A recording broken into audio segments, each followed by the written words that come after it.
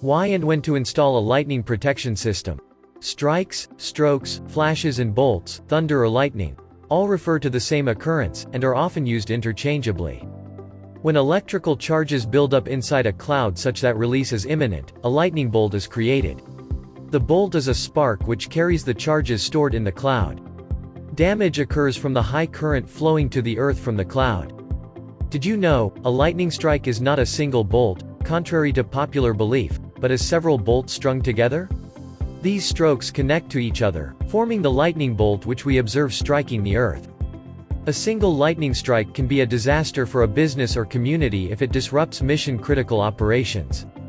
Fortunately, lightning-related disruptions and damage can be prevented by using technologies now available. A properly designed and integrated system of low-resistance, low-impedance facility grounding, potential equalization, and SPDs can effectively protect today's digital systems, while a structural lightning protection system protects the building that houses them. These are some of the factors you will need to consider while accessing our level of need for lightning protection.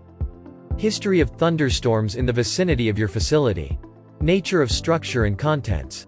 Exposures to surrounding facilities. Terrain. And any indirect losses. The National Fire Protection Association, NFPA, recommends serious consideration of lightning protection if any of the following factors are present.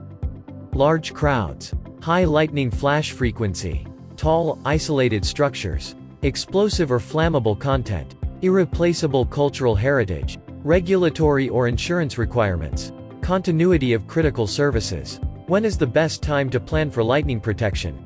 During construction. During examination of structure. During path-to-ground testing. During soil resistivity testing. Why install a lightning protection system by LEC?